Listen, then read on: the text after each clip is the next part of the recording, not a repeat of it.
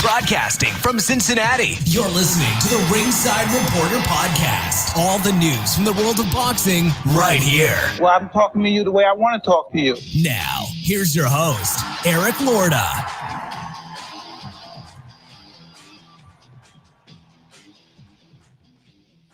And we are live. Welcome to the Ringside Reporter Show, where we talk about the latest boxing news. If it's related to boxing, we'll talk about it here. My name is Eric Lorta, and I'm here with my co-host, Joe Habib, and we have a great show for you today. And if you want to call in and ask questions, you can call in right now at 323-870-3857, and we'll be here till around 8 o'clock tonight. And today, we're going to talk about the Beebs. The Beebs, son. Again, direct dials Bob Arum. Where do you hear what Arum has to say? Beeb's got the direct line to Bob Arum, man. You want to talk to Bob Arum, you got to go through Beeb. You know what I mean? And let me tell you what. That's right. It was a huge Beeb. I'm talking huge weekend for Titletown. Beeb, it doesn't get any bigger than this. This is the mecca of sports right here. Titletown, baby. I'm sure, Beeb, you would agree, yes? After last night, we have to concede that point, I think. What else are you going to say? I think so. But first, let's get started with Showtime.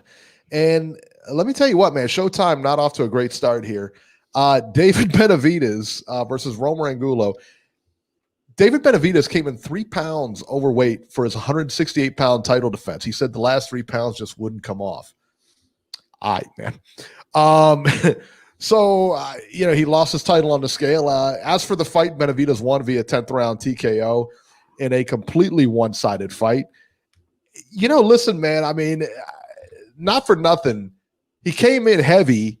He didn't have to starve himself. He didn't have to, he came in 3 pounds over, talking about the weight wouldn't come off. Yeah, I expected him to look good. He didn't try to make weight. You don't come in 3 pounds over. Half a pound over. 1 pound over. Beeb, am I wrong? 3 pounds? It's 3? It's 3? It's not a good look, but I'm gonna say a couple. Well, you finish what you have to say, and then when it's my turn, I'm gonna because I got some things to say, and it may take a little bit of time. So I'm gonna let you finish, and then when you kick it over to me to give my viewpoint on the whole situation, then I'll go, because I don't want to mess up your flow here. I have no flow. You know me. I have no flow, Beeb. All right, so here's my thing. He comes in 3. You could not drop 3 pounds. He didn't even try to make weight. All right, so I expected him to look good because he wasn't starved. He wasn't dehydrated. He wasn't the other guy. Hey, came in, made weight. Was professional.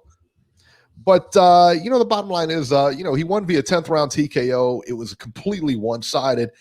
I'm not sure if anyone, first of all, I don't know that anybody thought this would be like uber competitive. This is one of those classic WWF squash matches, back in the day. And quite honestly, I don't have much to say about it. I'm tired of these types of fights, man. Everyone's talking about, hey, I want to fight this guy. I want to fight that guy. But when the fight's offered, they want 20 billion or something like that. I mean, let's get it together here. Either you want it or you don't. And I get where they're coming from. I do. But I wish all this talk would stop. I wish all this talk, I want to fight this guy, I want to fight that guy. Listen, man, you fought this guy, Angulo. You didn't even make weight for it. How serious were you taking this fight? You know what I mean? I don't understand that. I don't get it. Beeb, talk to me about this fight. What were your thoughts when he got on that scale? What were your thoughts? Well, I kind of got a soft spot in my heart for David Benavidez, and I'll tell you why.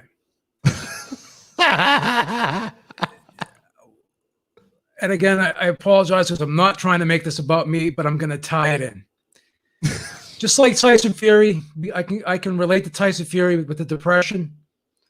I can relate to Benavidez with the weight. And this is a guy that used to weigh 250 pounds, and he lost 80 pounds.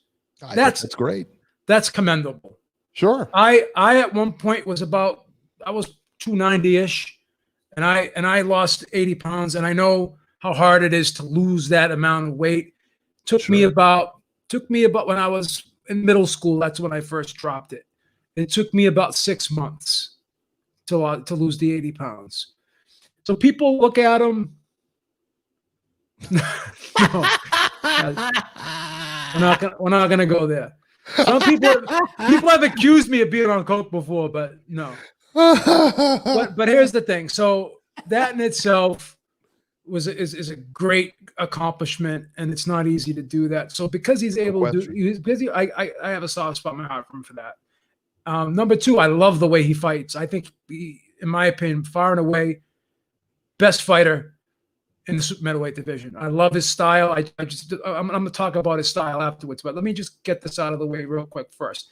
So, people were saying, oh, he looks soft. He looks soft. Well, first of all, when you lose 80 pounds, it's really hard to not have loose skin. So like David Benavidez is probably going to look soft the rest of his life unless he gets surgery to remove the excess skin. The guy lost 80 pounds. He lost a small child off his frame. But, at the end of the day, I was saying to myself, why was this even a title fight? This should have just been a non-title fight, a stay busy fight, right? Just to keep himself busy. With all due respect, this guy, did he really deserve a title shot? How is he ranked? How is he? And I say that with the utmost respect. He's a pro fighter. My hat goes off to all pro fighters. This is not disrespect. I apologize to him personally if this has come off disrespectful to him. So disrespectful. But the skill gap was immense. This was like a friggin' amateur novice class fighting a pro. The skill gap was just outrageous. So if you want to fight a stay busy fight, why put the title on the line?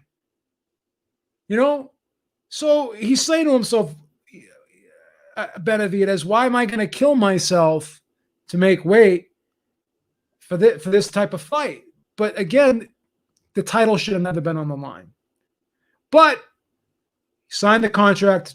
He was obligated to make weight. Shame on him. But he owned up to it, made no excuses.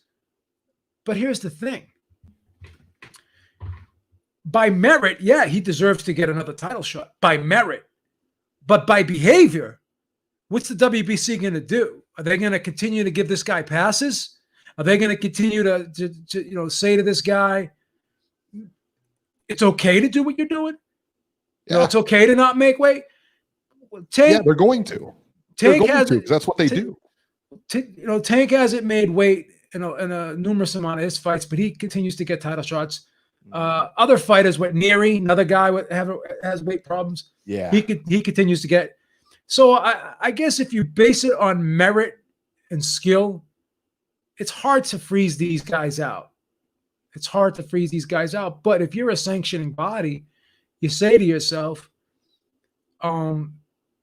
if I keep giving this guy shots and he keeps getting stripped, I'm gonna have to keep doing vacant titles now. I'm gonna have now who's gonna fight for this vacant WBC title? Will he fight for the vacant title against somebody, or will there be two other guys fighting out? Does he go to the back of the line, or how is this gonna work? And at some point, people are gonna get tired of him not making weight. Now, this was the first time this happened with the not making weight. So there hasn't really been a pattern. The coke thing and this thing are totally two different issues. So I don't know if we can tie them together, or if we can make an equivalency here of the two incidences. I'm going to say no. But again, I'm willing to give David Benavidez a third chance. And if the third chance doesn't pan out, then we have to sit there and start asking ourselves, is this guy focused enough to be at this championship level? We know he's talented enough, but as I've always said, sometimes a weak character can undermine all the ability in the world. And that's not to say he's a bad person, but in terms of prioritizing his career, seems like he has some work to do in that area. I'm not here to judge him as a person, tell him what he should do, what he shouldn't do. I'm not his moral compass by no means. I'm far from perfect myself. But I do know to be a professional fighter, you have to be 100% dialed in, 24/7 focused. And if you're not, it's going to catch up with you in the end. He's young now, but if he doesn't get on track and he continues to go down this road, when he's 28, 29, 30, it's going to be hard to bounce back from this type of behavior. So I'm rooting for him to get back on track. You brought up a really good point about the character thing, and this type of behavior doesn't really go away. If you're at this level and you're at the stage and you've had success and you're still doing that kind of stuff, it's hard to get it to go away. He's 23. Is he young enough to bounce back? Is he past? Are you willing to say he's past the point of no return right now at 23? Now, if he was like Broner, Broner's like 30. Now, Broner's done, man. Yeah. We can kind of just accept him for who he is, and he may never change because he's 30. But at 23, can we cut the guy some slack, or is it time to just throw out the baby with the bathwater? I mean, I don't know. Yeah, I mean, JC in the chat just says he's got lots of potential, but he's got to get it together. And listen, can't make a living off potential, And what's going to happen if he does this in this fight when he gets a real big fight and he comes in overweight?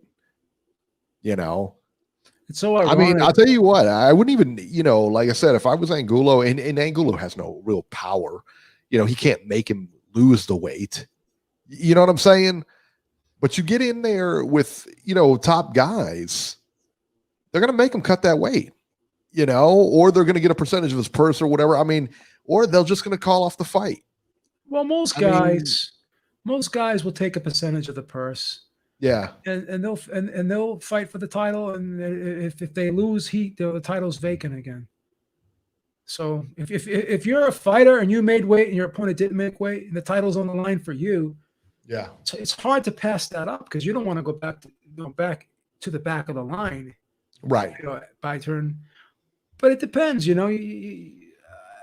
would think that there would be some negative effects of being over, but he probably didn't even try to really make the weight. Like, no. He said, I guarantee once he got on that scale, that was it. Well, when you're when you're 3 pounds over, you're 3 pounds over. You're getting on a scale. You're getting on a scale a couple hours before you get on it. He knew he was over. Yep. Like if you're 1 pound over, maybe 2 pounds over, then the argument can be made that you tried to make weight. When you're 3 pounds over, you didn't try to make weight. No. So what it says to me is I have to ask myself if he really thinks that his title is important, that he would not fight to keep it, not just in the ring, but on the scales. It's one thing losing to an opponent, but if you're losing to the scale, you have control over that. There's, like I said, I mean, there's, you can control your weight and you can control, your cardio, and those are pretty much it. I mean, you really think about it, it's pretty much it, because at that level, everybody's good. Everybody's solid fighters. Everybody knows what the other guy is going to do, how to defend, everything like that. Those are really the only things you can control. It's one thing, you got a game plan, you go into the fight. Yeah. And then your opponent just throws a monkey wrench in your game plan, and no matter what you do, it doesn't work. That's out of your control. Because you did the best you can with your game plan, but your game plan just wasn't the right game plan on the night. And you can't do anything about that. But you can control your weight if you train and eat properly. And the problem is, and I know a lot of people have said the same thing, but these guys just don't train when they don't have a fight scheduled. They just don't train when they don't have a fight scheduled. Beeb, I think I'm going to show our age here. I mean, back in the day, do you remember people missing weight left and right? Back in the 80s and stuff like the Hagler era and the Hearns era. I mean, I don't remember. Even Duran, who had the worst outside of the ring, This was a guy who would get up to 200 pounds and make 147. Yeah, Right. I mean, he would blow up between fights, man. But when this started happening was when they had those next day weigh-ins, because it gave people that false sense of security that I can balloon up in weight and rehydrate, you know? So that it's one thing being over the day of the fight, but if you're over the day before the fight, it doesn't really matter because you're going to put on more weight anyways. You know what I'm saying? So you have these guys have such a large window. And back in the day, you know, people were forced to fight in their real weight classes. You know, if you were a guy that walked around at 190 pounds, you weren't fighting at middleweight. You were fighting at light heavyweight. You know what I'm saying? But today, you have guys walking around at 190 pounds who fight at 154. Right. You could never do that if you had same-day weigh-ins. You just couldn't do it. So when you had the same-day weigh-ins back in the day, it forced people to fight in their real weight classes. And I've never, ever, ever been a fan of this day before weigh-in. And people say that it helps, it's safer, blah, blah, blah. Sometimes it's even more dangerous because then you have guys who are rehydrating up to a godly amount of weight. You know, they're twice the size of their opponent. So it's a physical mismatch in that regard. And then sometimes guys strip themselves so much and then they try to put it all back on in such a short period of time. And they're just shocking their system and it ends up making them sluggish the next day, putting on such a great amount of weight in a short period of time after coming down for so long. Your body needs to get acclimated to a weight. Now, obviously, it's not going to get acclimated in 36 hours, but at least, you know, if you're forced to walk around at the right weight because you can't balloon up if you're going to have to weigh in the day of. So you're forced to fight in a weight class that you're supposed to fight at. So you're not that much over. So these guys are doing more damage sometimes because they're giving themselves a false sense of security and they're putting themselves in a situation where they think they're going to be weight bullies. But what they're really doing is they're destroying their body because it's not good for your heart to go up and down in weight so quickly and in such large amounts. Lobitos Den Boxing is saying that in the bubble, you can't train in the hotel the last week, I believe. He also said that you can't go, no going outside your room, no sauna. I don't care. I'll be honest, I don't care. I mean, and he may be right about that. As far as the rules go, I don't know. I don't know what they do in the bubble. I don't know how they can train, not train, what's what over there. Maybe he has the inside track. I don't know. But the bottom line, I could care less. It's still your job to make weight. I mean, it is. But, even with Benavidez looking the way people say he's soft, whatever, and he's over in weight, but he's always seems conditioned to fight hard for 12 rounds. Yeah. We'll go along with that. Yeah. It doesn't affect him performance-wise. Well, no, because he doesn't have to starve himself to get there. I mean, he just left the weight on. And you're talking about 3 pounds he just left on. Can you imagine if he had to suffer and get that 3 pounds off? I don't know if Libido's Den Boxing heard me earlier, but Benavidez is never going to be a hard body. The guy lost 80 pounds. His body is going to have loose skin on it. You don't lose 80 pounds and your skin's going to automatically be tight after losing 80 pounds. Benavidez, I'm not saying he's a body beautiful. I'm not saying he's ripped, but he lost 80 pounds. And fat cells do not go away. They shrink. So once you acquire a certain amount of, you acquire any amount of fat cells, once you're heavy, those fat cells are going to stay there. They may shrink, but they don't go away. Right. That's just the way it is. So Benavidez is never going to be shredded. He's just never going to be a body beautiful. So you can't judge Benavidez by the way he looks because talent-wise, you can't judge the book by its cover when it comes to Benavidez. Talent-wise, he's levels above just about everybody else. Yeah, and I mean, in my my thing is I don't care what he looks like. I mean, I really don't. I don't care what he looks like. My big contention is the fact that he didn't make weight. No, I know. You I'm know just. what I mean? I mean, no, I know what you're saying, but I'm yeah, saying there's been a lot of talk about his body and everything like that. Listen, I mean, we all know his story and where he came from and everything, but it's He just always looks like that. Whether he makes weight or not, he still looks the same. Right. Yeah, He's going to be like Andy Ruiz is never going to be that guy. You're never going to mistake him for AJ. Now Andy Ruiz, he was how many pounds heavier? He was what was he 287 or something? For the rematch, he was 15 pounds heavier. Yeah, so he was 15 pounds heavier. That's a different story. When you're 3 pounds off, I mean, it's not going to change your body that much. No. The way these people are talking, like he was 3 pounds over, like it made him look like a slob just because he was 3 pounds over. The 3 pounds is not going to affect how you look that much. No, but I'll tell you, the 3 pounds for me, the fact that he didn't have to cut it, I think made. Listen, it didn't make a difference in the outcome. Benavidez was going to steamroll this guy either way, no question. But to my point, should the title have even been on the line last night?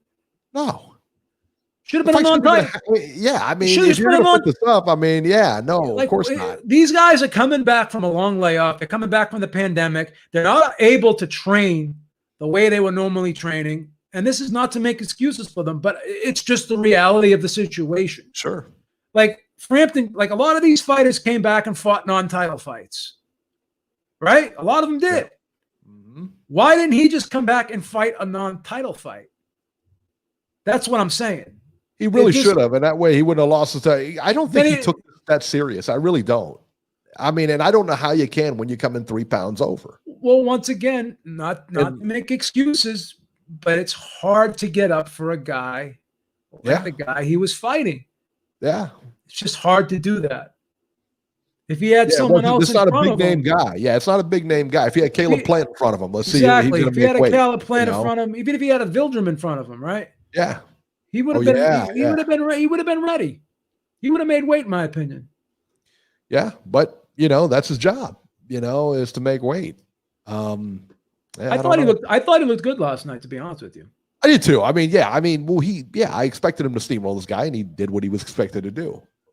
But he looked sharp with it, like his timing, his combinations. He was precise, fluid. I just love the way this guy could just reel off combinations. I'm going to say something blasphemous right now, and I know everyone's going to be like, Beeb, what are you, crazy? But again, when you make a comparison, you're not saying that the person is that person. You're saying that they share a similarity, that he does something similar to that person. The way he throws his jab, it's so hard to gauge that jab because a lot of guys sometimes they really lean in with their shoulder. They really step hard with their foot when they jab. They step it in. It's almost like you could tell. The way he throws it is like Tommy Hearns. Now Tommy Hearns would just kind of like shift his hip. Yeah. Just shift his hip, bend his knee, and it would come right from the elbow. And it was just hard to time it because it's coming out like a stiletto. You know what I mean? It's like vroom, vroom. And the way he throws that jab reminds me of Tommy Hearns. And Tommy Hearns used to throw a flick jab. He throws somewhat of a flick jab, but it's a very authoritative jab. Like his jab, he has one of the best jabs in boxing, in my opinion, right now. The way because he's so stealth. He's so stealth in the way he can throw it. It's so hard to see it coming out. I'm going to use this example that I always use. When you get up to bat, right, and you got a pitcher throwing pitches at you, you can see the windup. You can when the ball is going to be released because you can see the extension of the guy's arm. But when you get into a batting cage and you're going and that thing's just going chunk, chunk, chunk, it's much harder to gauge when that ball's coming out. That's the same thing with Benavidez's jab. Because he's just shooting it from the hip and from the elbow, and it's all hip, and he just bends. You don't have to always just over accentuate the movement with a jab. You don't have to make that big heavy step forward. You can just shift your hip and bend it, and just bend your knee and just boom, lean into the jab. Have it be a strong, hard jab. So because he's so it's so subtle how the delivery on that thing is. It's hard to time it and gauge it. And he just doubles and triples it. And he does the movement so effortlessly. Like he's not, it's like boom, boom, boom. Like it's just like so habitual. Like it's just natural ability. Like you could tell when someone's working on trying to do something and someone's trying hard to get something done. This is like riding a bike to him, the way he fights. Like he could just reel off combinations. Like he's just such an he's a very instinctive type fighter. You give him that little opening, like those uppercuts that he lands. There's like this much space, and the way he can just thread the needle, and the way he just like boom, boom, boom, boom, boom, boom, boom. The guy, you'll have your hand, the guy will have his hands up like this, give him these little spaces to land punches, and this guy's like a surgeon with his hands. I'm sorry, like I'm really high on the way Benavidez fights. I just love the way he fights. I like Benavidez a lot. I mean, as far as his fighting style and everything like that. JC's asking, does he beat Caleb Plant? I think he does. I really think he does. I think he's more versatile than Caleb Plant. Put it that way, to me. And Libido's Den Boxing made a great point. He said when he fought Love and Porky Medina, he looked insanely fast. Mm-hmm. And speed is gauged in so many different ways. And it can be delivered in so many different ways. Like, for instance, some guys are just explosive. They have natural, fast twitch muscle fibers. You hear me say this all the time. But other guys are fast because they shorten up the distance and that their punches are traveling because of their technique. If you're a guy, like, in other words, if you're stepping in with a jab and you're going like Triple G, see how Triple G, he's like, I mean, Jenny steps.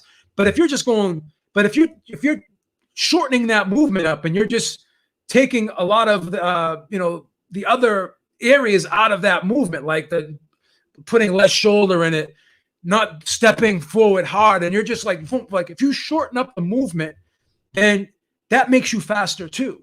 You know, if you're throwing a hook and you're not opening up and going like that, and you're just shooting it from your elbow and your head, and you're shortening up the movement, then obviously the punch is going to get there faster because it's a shorter distance to travel.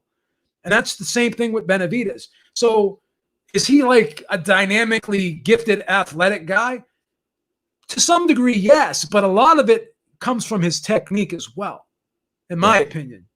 Just being able to shorten up those movements and be subtle with those movements and not have a lot of over accentuation of the movements. You know what I'm saying? Like, not like just by having the movements be subtle, they're quick and direct because of that, in my opinion. Right. Yeah. I think, and to answer Libido's question, I do think he beats Caleb Plant. I do too. I think and I love Caleb Plant. I'm a big Caleb Plant guy, man. I really am. And Caleb Plant is quick to criticize Benavidez because of the out of the ring lifestyle, and it's going to catch up to him. And he's right. He's right. Maybe. But he's right. But let's be honest, it may catch up with him, but it ain't caught up with him yet. Yeah, and it will. It will. Based on history and everything like that, you and I have watched the sport for a long time. We will catch up with him. We know. We don't wish bad on anyone, but the empirical data. Man, yeah, we've seen the empirical data. It ain't data. Catching up with him right now. Yeah, so don't. It'll catch up with him in a couple years. In other words, what I'm trying to say to Caleb Plant is, don't bank on it being. Don't go into a fight banking on it being a problem now. Yes, because it's not a problem now. It's a problem now because it makes him lose his titles, but it's not a problem in terms of his ability, because we have not seen any signs of his ability wavering at all as of yet, in my opinion. Yeah, he's a real talented guy, man, for sure. All right, let's go to our train wreck of the week here. I'll tell you what, man. It's not Benavidez. It's not Benavidez, is it? It's not. Yeah, ironically enough, no, it's not. It could have been Benavidez, but no. Cut the guy some slack, for Christ's sakes. Cut the guy some slack. Leave him alone. Rolly Romero versus Jackson Marinez. Rolly Romero, TMT fighter, wins a completely disputed unanimous decision over Jackson Marinez by the scores of 115, 113, 116, 112. And 118-114 110. If you saw the fight, let that score marinate for a minute. 118, 110. Showtime had the fight 117, 111 for Marinez. I had the fight 118, 110 for Marinez. Let me tell you, the way the fight got started off, Romero looked really good in the first round. I thought he was throwing power. You could tell he was throwing bombs. He was trying to get this guy out of there. But the second round, I tell you what, Marinez looked like he got it going, man. He countered very well. And he was kind of able to really neutralize Romero in that round. And after the third round, Romero looked completely dejected in this fight. I mean, he had that look like he was in deep water. He didn't know what to do with this guy. You know, Romero was looking for that one big shot. And quite honestly, I thought he landed it a few times during the course of the fight, man. But Marinez didn't go anywhere. He took the shots pretty well. And, you know, Romero just simply, he couldn't put the shots together. He couldn't hit Marinez on a regular basis. In my view, I thought he just completely outclassed Romero. I have no ideas what the judges were watching. Frank Lombardi scored the fight 118, 110. He should be taken out back and shot. I mean, I don't know what that guy was watching. That's right. Bang, bang. That's right. That's right. That's murder. We can't endorse murder. I mean, maybe shoot him in the leg or something. I mean, I'm not a savage, Beeb. Come on. Maybe with a dart or something. Not like a BB gun, not a real bullet. Yeah, BB gun to break the skin. We'll allow that. BB gun to break the skin. Little BB gun in the ass or something. That's it. All right. Well, we can do that. I think he's got to come. We don't want to kill anybody. Who's talking about killing somebody, Beeb? What's the matter with you? Put it together over there. The only gun I shoot is laser. You're spending too much time with Whitey Bulger out there in Massachusetts. The only guns I'm shooting nowadays is laser tag. And when I go to that carnival, and I'm trying to blow the balloon up with the water gun. That's right. We're trying to win prizes. Trying to win the dog. Trying to win the teddy bear for the girl. That's right. Beeb, I thought I want to see Marinez fight again. Now the WBA, I guess, had said at the end of the fight or whatever, they said that they're going to talk to both guys about a rematch. Sanction a rematch. It's your sanction. He's got your title, your interim title, whatever that means. We're going to talk to both guys. Shut up. That was awful. That was an awful decision. And they robbed that kid. What were your thoughts on it, Beeb? I had it 8-4. For Raleigh Romero? Not for Romero, for that. What's the other guy's name? Marinez. Yeah, Jackson Marinez. Jackson Marinez. Yeah. I had it for Marinez 8-4. But I will say this. I don't have a problem with the 115 and 113 scorecard. And the reason why is when I was watching the first 4 rounds of this fight, the first round I gave to Romero. Okay? Yeah, I thought that was a no-brainer, yeah. But rounds 2, 3, and 4, I had a real hard time scoring those rounds. I gave Romero the 1st, the 5th, and the 7th and the 8th. But it would not be possible for me to give him the first 5 rounds. And I'll tell you why. Because the 2nd, the 3rd, and the 4th were very close rounds. They could have gone his way. You thought so? Yeah. Because I thought the second, third, especially at the end of that 3rd round, is when I looked at Romero and he looked completely lost. He looked like that kid who didn't study for a test. And that's where I was like, wow. I'm watching, I'm like, wow. I mean, like he's really, because he was going forward, and then right around the 3rd, 4th round, he just stopped throwing shots. I mean, he was more hesitant because he was getting hit. He was getting countered. I mean, and he couldn't hit that kid. Well, here's the thing. Early in the fight, there wasn't a lot of action from both fighters. And yeah. Romero was missing. There's no question about that. There's no question about that. But, it's the other kid was just landing like a jab here and there early on. Second half of the fight is when he started landing some eye-catching shots. So, the first 4 rounds, I thought, like I said, I don't have a problem with the 115 and 113 scorecard. I really don't. The other two, I think, were off, in my opinion. I think the other two were off, in my opinion. I kind of feel bad for Mariez, but hopefully, I know for sure he wants a rematch. But the thing is does Romero want one? No. That's the thing. So, That's the thing. But it so if shouldn't you matter. ask Romero if he wants a rematch, he's going to say no. But if you're the sanctioning body and you watch that fight, and you think there was something wrong with that scoring, then obviously you step in and you order that rematch.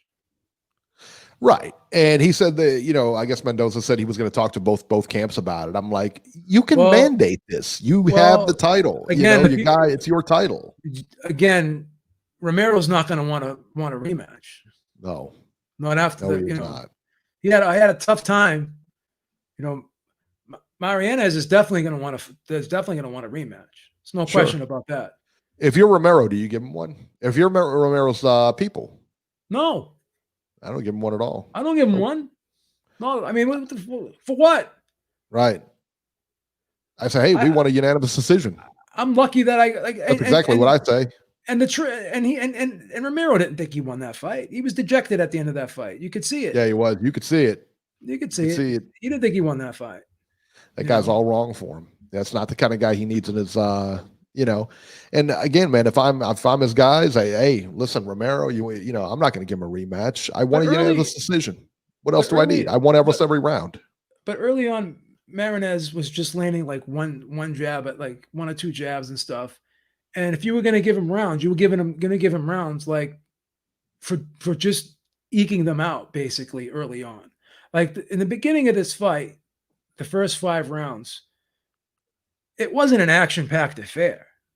No, but I didn't think that Raleigh was doing enough to win those rounds. Like in that first round, he really came forward. But in that second, third, he didn't. But in the much. second, third, and fourth, honestly, Eric, in my opinion, and did you think that Marinez did a lot too? Like in the beginning of this fight didn't start really heating up until the 6th round, in my opinion. Right. Now, did he do enough to win? Yes. Was he winning the rounds? Yes. Were those rounds decisive rounds? I thought they were. 2, 3, I did think they were. Yeah, I did 2, think 3, and 4? Yeah, I did. Okay, because I'm going to be honest with you. When this fight first started, I was saying to myself, fucking, this is going to be a shit fight to score, man. I don't like watching fights like this. I had a hard time in the beginning scoring this fight. Yeah. Like, at the end of a round, boom, this guy won. Like the first round, Romero won the first round. After the second, third, and fourth, I was scratching my head a little bit. I thought Romero won the 5th. I thought that was a good 5th round. I gave him the 7th and the 8th. I'm surprised a lot of people didn't give him the 7th, but they gave him the 8th. I thought he had a good 7th round too. I was really surprised at the way this kid came out. He came out hot, man. He came out throwing bombs, and I thought, man, he's got this kid's going to get caught. And I'm speaking of Romero is going to catch this guy. And it's almost like it just all disappeared. Once that third round, after that second round, when he wasn't able to connect and he wasn't able to do what he wanted to do, and then he started getting stuck with shots on the way in. I'm telling you, after that third round, you look at his face and he's going to that corner. You look at his face, he looks completely dejected, and that's when I'm like, wow, because this kid, when I'm watching this, like I said, after that first, it was so weird to see from that first round, this guy was coming out there like a whirlwind, and to see him go that fast, to, like I said, to see his reaction that fast, I don't know. It was just, it was something to watch, man. But I think that kid needs they need to put him in there with like a comeback type fight. They need to get him in, they need to get him a guy who suits his style. So you gave Romero 3 rounds. You said. I gave him 2. I gave him the first round, and would you give him the 8th? I want to say the 7th. I'm not sure. I'm not 100%. You gave him the 7th. Sure. Okay, yeah. You didn't give him the 8th. I did not give him the 8th. Okay. All right. It is what it is. Corey Lee, go ahead. But I was going to say, like I said, I'm just going to reiterate the 115, 113. I didn't think was a horrible scorecard, to be honest. The 118, 110. The 118, that 110. That was bad. I don't know what to say about that. Yeah, that was bad. That was bad. Corey Lee, thank you so much. He said, great show. I'm on hold. Let's go ice season. Hashtag CLB. What does that mean? CLB. What is CLB? Well, let's find out here. Let's find out.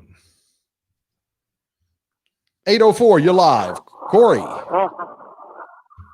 He's at the drive-thru. Hey, what's going on, y'all? Can y'all hear me? He's at the drive. He's at the drive-thru again. How y'all doing today, man? We're doing well. Hey, I'm doing good, man. I'm at work, but I'm gonna talk real quick. You in the freezer? Man, I want to talk about. Can y'all hear me? Yes. Yeah, I just wanted to talk. I wanted to talk about Rolly Romero. Yes. Rolly. Man, wow. First of all, I want to say great show, man. I catch y'all at work. On the podcast. So if y'all guys haven't that are listening at home, go check out theirs on the podcast, you know. So yeah, I'll be listening to every show, man. Thank you very much. Still show y'all love, man. Thank you so much. But yeah, man, I just want to say, man. So what was I gonna say? So yeah, Rolly, man, I think he got beat. I really do. He talked a lot of shit leading up into this fight. The guy from Fight Hype was interviewing him. He was trying to conduct a professional interview. Rolly kept saying that, you know, he was gonna knock this guy out, you know, over and over and over. And I really truly thought that, you know, Rolly was gonna be, you know, in a little bit of trouble, being that this is his first, you know, real competition that he's faced. And this is the first time that he's got to face adversity. Now, let's see what he does from this date moving forward. Because my personal opinion is it was a telltale sign when he did the interview with Fight Hype, and he said, hey, did Mayweather help you work on anything, you know, since you've been signed to him? He said pretty much every time that him and Mayweather talked, Mayweather told him to work on his jab. Where the fuck was Rolly's jab at in this fight? That's a telltale sign. I mean, come on, you guys. That was a hidden gem right there. Rolly really pretty much does not have any jab. It was non-existent, you know? And all of the top-level fighters have a jab. You cannot get through the sport of boxing, you know, without having a jab. I'm sorry. It just doesn't work. Eventually, you'll get ice. And if Rolly was in there with a puncher last night, he would have got ice. Yeah. Because he was leaving himself susceptible, you know, to the body. I mean, body shots was just all day for Rolly. If you could attack his body up all day, it was just wide open in my point of view. But yeah, I think moving forward, I think Rolly needs to take a step back. Even if they take that belt from him, I don't think he needs to do a rematch because he would definitely lose. And right now, man, I think he should just, you know, fight, you know, lower level competition until he's at least, you know, get some type of jab going and really is at least 20-0. My personal opinion right now, Rolly is not ready for the next level. That's Corey Lee boxing on the breakdown for Rolly. The McCaskill versus Breed Kids, excuse me if I'm butchering their name, but the women fight, that was a pretty good fight. I didn't hear y'all's breakdown, but I think they got it right. I mean, it was a 50-50 fight, even at the end of the fight. I think, you know, the decision could have went either way, but that's what happened when you leave it to the judges. Shit like that happens.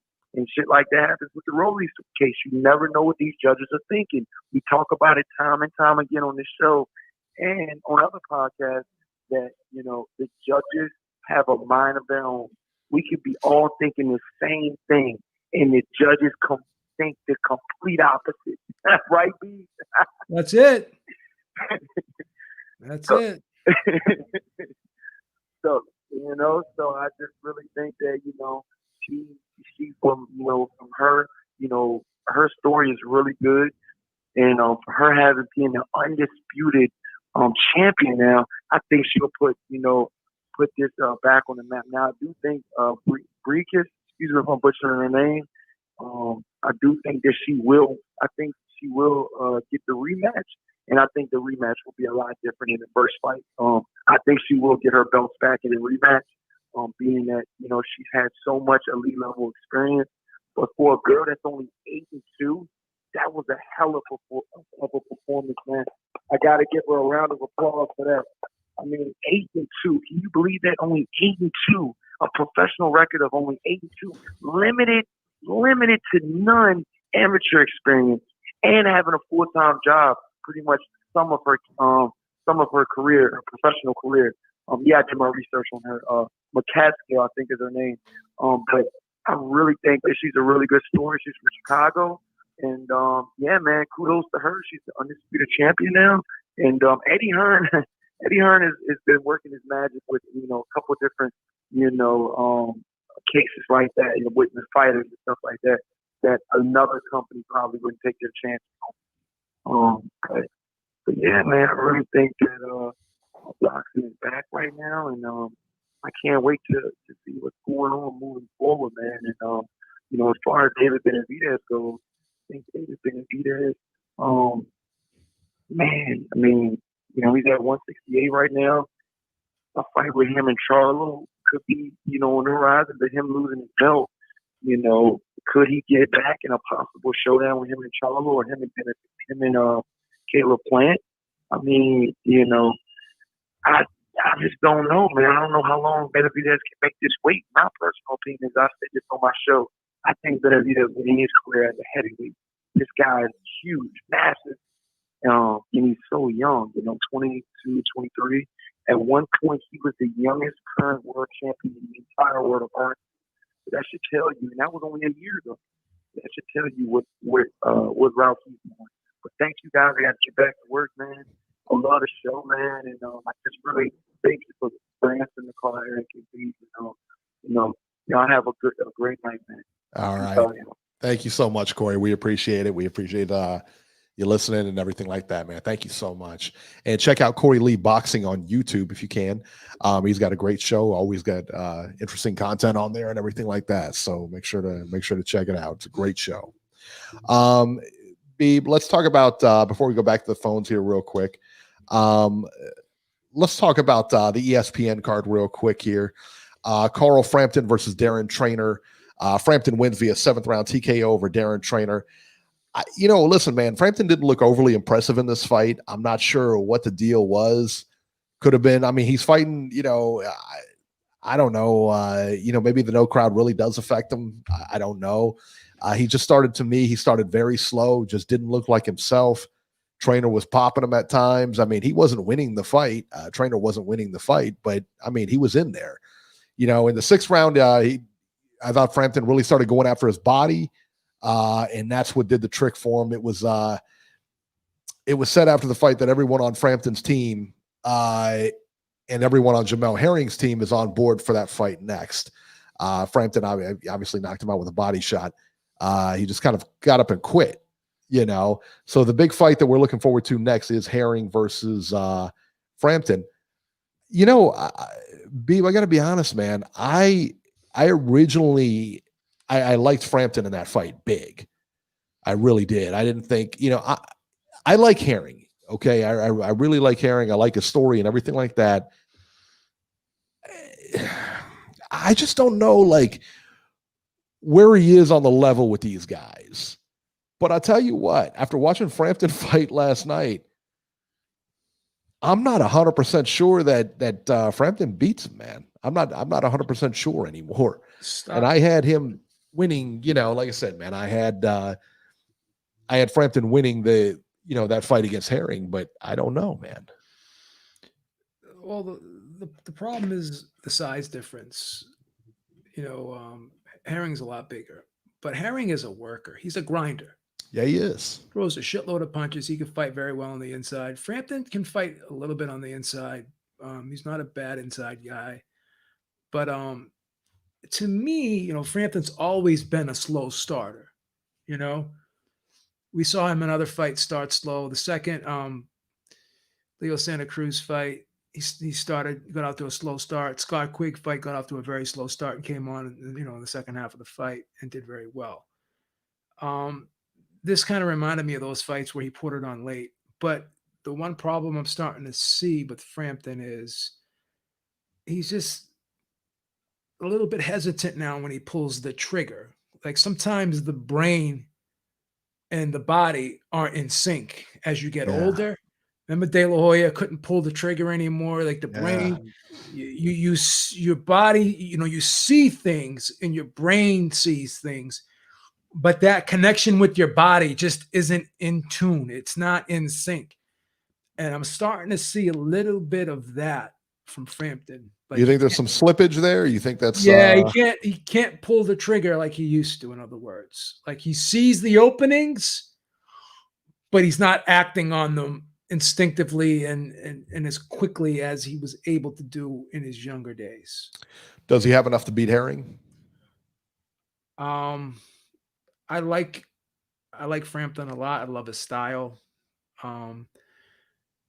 If you look at it in terms of skill, you would think that Frampton is the more well-rounded fighter, the counterpunch. He's a little slicker, a little more savvy. He's a little more slicker and savvy. That's not to take anything away from Herring. Herring is like he's like a guy that brings his lunch pail to work. Like I said, he's a grinder. He's a blue-collar guy, whereas Frampton's kind of that slickster, that Wall Street trader type guy. He's a smart guy in that regard. And, I just think that because he can't pull the trigger like he used to. And, he's going to be in there with a volume guy, a guy that's big, that's strong, a guy that can body you, a guy that can muscle you. We've seen Frampton kind of have problems with Santa Cruz in the second fight because Santa Cruz kind of used his size, so he's going to be giving up reach. I think Frampton at this stage may lose this fight, to be honest with you. I think he's going to lose. Wow. Yeah, I know. I mean, he didn't look great. He didn't look overly great in that fight. I'll put it that way. And he caught him in the 6th round and he just didn't look that great, man. Michael Conlon versus Sofian Takouche. Conlon wins via 10th round TKO over Takouche. Honestly, Beeb, I thought the stoppage might have been a bit premature, but that being said, Takouche wasn't really protesting too much. So, and he wasn't going to win the fight. He was taking shots. So I get it. All right. I get it. Conlon now moves to 14-0. And I got to think, man, I thought he looked pretty good. Everybody was saying that, he needs this explosive, knockout win and this and that. Listen, man, he won every minute of that fight. I really did. I thought he looked sharp. I thought he looked good. And, he's got to be getting close, man. Got to be getting close to a title shot, no? Yeah. You're not impressed with Conlon? Well, they're going to get him a title shot because of his name. Sure. Because of who he's with. Conlon, I think, is an entertaining fighter. Yeah. But I think he's got some holes. I think so too. I think he's got some defensive liabilities. I think that he has problems with guys who can fight well on the outside. He's not a great outside fighter. So I think if he gets in there with the slickster, he can get outboxed. In my opinion. Yeah, I wouldn't put him in there with Shakur Stevenson, put it that way. Like a guy like Shakur Stevenson will pick him apart. Yeah. So do I like Conlon? I think he's a good fighter, but again, I think his style doesn't match up well against everybody. Yeah. So that in that regard, can he win a title? Yes, against the right guy, but not against a guy like Stevenson. No, I think it has to be definitely the right guy. But There's the no question about the problem is top ranked fighters. Bob likes to do in-house fights. Yeah. So if he matches him up with Stevenson, I don't think he wins. I could see Bob doing that. I could see Bob putting that fight together. That's interesting. I would think that you'd run these guys parallel. I really do. I would think to make the most money as a promoter, that's what I would think. But don't be surprised. Bob throws curveballs every now and then. Yeah, as we found out. He may think he may think that he's got limited time with Conlon, and he wants to probably put more of his efforts into Stevenson. That could be too. You know what I'm saying? Yeah. On DAZN, Cecilia Breakhouse versus Jessica McCaskill. McCaskill made history and defeated Cecilia Breakhouse by majority decision, 95-95, 97-93, and 97-94. McCaskill now holds every belt possible in the women's welterweight division, and this would have been Breakhew's 26th title defense. That's big. 25 title defenses. Wow. Beeb, you agreed with the score on this, and you said you didn't think this fight was that close. I'm hearing controversial decision. Could have gone either way. I had this fight 97-93. Yeah. And I thought McCaskill clearly won the fight. Problem was I thought Breakus had a hard time. Again, same situation, 38 years old, had a hard time pulling the trigger. Her jab, she was not getting her jab off. Back in the day, she would be like, boom, boom, boom, get off 3 jabs. She'd keep you out there because she'd be so active with their jab. She was throwing 1 jab, and sometimes she was her jab was not coming out as fast as it normally did. She's normally a beautiful outside fighter, stick and move, pop, pop, boom, pivot, slide off to the side. But McCaskill, who against Katie Taylor is not the fastest fighter in the world, but Katie Taylor is another person who can grind it out on the inside with her. Yeah. That's not Breakhouse's game. So once McCaskill was able to get past that infrequent jab of Breakus, she was doing some great work on the inside. She was landing some good 45s, good body shots, putting shots together, pushing Breakus back. And Breakus, who's the bigger fighter, much bigger fighter, I thought was getting manhandled a little bit on the inside. And she was definitely being outworked. So Breakhouse, again, another person I think who's turning the corner. Great career, but 38 years old. Once again, brain wants to do things, but it's not in tune with the body. If you go back, that's a 37. You're getting up there, man. So if you watch that fight, you're going to sit there and say, well, this isn't the Breakus that I'm used to seeing. And this sounds horrible because I don't want to take anything away from McCaskill. What a fight she fought. She had to be in phenomenal shape to fight the way she fought. But Breakus was getting tired. She was getting worn down. You could see her in the corner. She was taking deep breaths because she did not like the pace of this fight.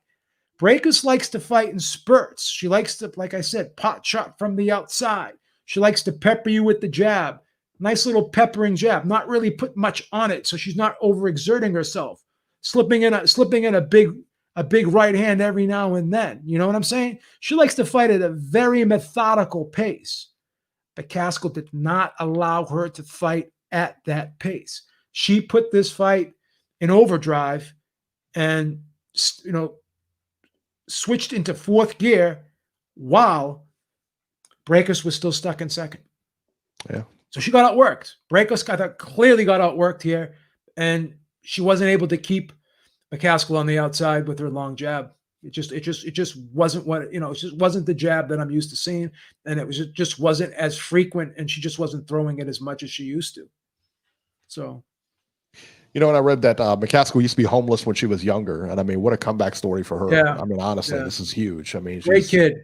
Yeah, very humble, nice person. But yeah, I thought she clearly won the fight. I thought she outworked her clearly. There you go. UFC 52, we'll touch on this briefly. Daniel Cormier versus Stipe Miocic. Stipe Miocic wins a unanimous decision over DC. It was a good fight, man, but to me, Stipe clearly won. I don't know for the life of me why DC didn't try to take him down and try to wrestle. It was completely stand-up for the entire 5 rounds. After the win, Stipe is now considered the best heavyweight ever in the UFC. Beeb, do you know where Stipe's from? I think he lives in Ohio right now. I'm not sure where he's from, though. Titletown, baby. Titletown. That's it, baby. Stipe is the GOAT, son, and he's from Titletown. JC said it best. Stipe is the GOAT. Listen, man, Titletown is at a banner week. Stipe, the #1 heavyweight, the baddest man on the planet from Cleveland, Ohio, top rank, just signed Duke Reagan, the biggest prospect out there right now from Cincinnati, is now on Top Rank's billboard. You got to love it, baby. Beeb, come on, man. You got to get on the bandwagon, baby. Let me ask you this question, because this question was asked of me earlier today. Does Stipe beat John Jones at heavyweight? I don't know, man. I don't know. I'm going to say no. John Jones has got to be the baddest guy out there. Yeah. And until John Jones loses, I don't believe it's possible that he loses, you know? And somebody asked in the chat, is DC a fireman also? Yeah, DC is actually a fireman in Cleveland. Stipe's a fireman. Stipe's a fireman. Yeah, Stipe's a fireman in Cleveland. And in addition to training, he's never left that job. He's always been in that job. He's never left it. So training and everything at such a high level to compete at, he's never left it. It's unbelievable. I mean, the guy is insane. You can't give up that city pension. Nobody's giving up that city, especially in Titletown, baby. You can't give up that city pension. Beeb's getting the city pension. We love it. We love it. The Beeb, son. That's why we don't have to dip into the Beeb Industries 401k now, because we got that pension. Double dipping, baby. Double dipping. Claudio Monreal says John Jones has had issues with tall guys. He has. It's a good fight. Stipe's a grinder. Stipe's a grinder, man. He's a tough guy. You know, I like John Jones. I like John Jones too, man. They're both insane, man. All right, go back to the phone. 773 Chicago. I think this might be Kevin from Chicago. Hi, Kevin. 773. You're live. Paulie did nothing wrong. Paulie did nothing wrong. Gonna get you a shirt. Free Paulie t-shirt. No, I'm not gonna free Paulie. Paulie, that's right. Free Paulie t-shirts. Rent free. Rent free. Let's see what I was gonna talk about. No. David Benavidez. People were saying he's young. Well, you know, he's young. He missed weight. He failed the drug test with cocaine. He's young. You got to give him a break. He's not that young. How old is he? 23? Yeah. 22 years old? He's younger than you, Kevin. He's not that young. Look at you. We cut you slack all the time. Why can't we cut David Benavidez slack? We cut you slack because of your age. Why can't we cut David Benavidez slack because of his? We forgive you because you're young. I don't know, man. Missing weight. I ain't got nothing to be forgiven about. I don't see. Yep. I don't see right. Kevin. Always on point. I don't see Kevin making those mistakes, Beeb. Kevin, how much do you weigh right now? Kevin, how much do you weigh right now? Too much. No, all right. All right then. But Kevin ain't trying to be a professional fighter, Beeb. All right then, Kevin. He doesn't have to go to the office and make weight. You must know how hard it is to lose weight. You should be able to empathize. You should be able to empathize. You know, the thing with David Benavidez, when I knew he was trouble, when him and his posse went and cornered Caleb Plant when he was trying to get a workout in. It took him, I don't know, 3 or 4 other people cornered him. I saw that. Yeah, that was ridiculous. And when I knew that kid was a piece of shit, and then he failed the drug test. Now he's missing weight. Whoa! What? Come on. That's a little bit harsh, Kevin. You know I'm right. You're willing to cut Paulie slack, but you're not willing to cut this kid slack? Wow. Jason said not everybody can be disciplined like Tank. I see it. Hey, that's just the way it is. He flew. I was looking forward to a big unification bout with him and Caleb Plant, but it doesn't look like it's going to be happening anytime soon now. Thanks to David Benavidez, can't keep his weight in check. You're not even looking like he's that big. Yeah, you don't want to see the fight anyways. You don't want to see Benavidez ever again. The way you're talking. No, I wanted to see that fight. David Benavidez looked flabby around the waist. He looked like he had weight. Here we go again. He didn't look like it was. Here we go again. All right, we'll leave that subject alone. Let's talk about the fight of the weekend, the real fight, Stipe versus DC. That's right. I got to respond. What'd you say? He said DC should have took him down. He tried to take him down. Stipe popped right back up. People forget. Stipe is a credentialed wrestler himself. Stipe is the man. He's a very athletic big man. He is the man, baddest man in the world.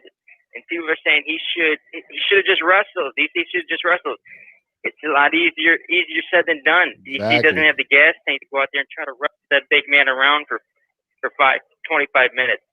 I think if he would have did that, got his takedown stuffed, he would have got finished. But it is funny, the media darlings, DC and Sean O'Malley, they both lost. That's just the way the but Sean O'Malley, you know, that Sean O'Malley one, I mean, if you saw his foot, I mean, when you saw him reach it, he was doing that footwork thing, and when he moved forward, I mean, yeah, it didn't look good, man. It didn't look good. So I could definitely see it. Let's start cutting people some slack here, man. There's no second chances in this place anymore. This cancel culture. You know what? Here's my response to Sean O'Malley thing. You got one time. You got one chance to be in front of the spotlight, baby. That's you want to give Paulie Malignaggi 75 chances, and poor 23-year-old David Benavidez, who's just starting out in his life. Starting out in his manhood life. Stop it, Beeb. And you're not even willing to give him a second chance. Oh, stop it. This is very disheartening. When did Paulie fail a drug test? This is disheartening. It is. Paulie ain't failing drug tests. You don't think Paulie Malignaggi's never sniffed a line of coke or smoked a joint in his life? How dare you even insinuate You don't think that he's ever done that? Stop it. In his lifetime. Did he fail a drug test? I'm not sure. I don't know. I'm asking you. Did he? No. I don't think so. Nope. Did he miss weight? Did he spit at a fan? Did he spit at a fan when he was working? That's worse than missing weight. I hope so. If it was a Conor McGregor fan. That's worse than missing weight. My Conor McGregor fan. I hope so. Allegedly spit on somebody. I didn't see it. He did it. He did it. You had your eyes closed. I heard that guy got paid.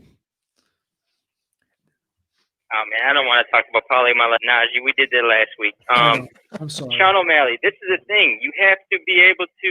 You got to be built for war. You got to be able to be durable. If that means your ankle's holding up, that's a win. So obviously not the way that Chito Vera might have wanted to win, but that's what it is. You got to be able to hold up. You got to be durable. Yeah. Bottom line is he won. Exactly. Yeah. I got to start cutting people some slack on this channel.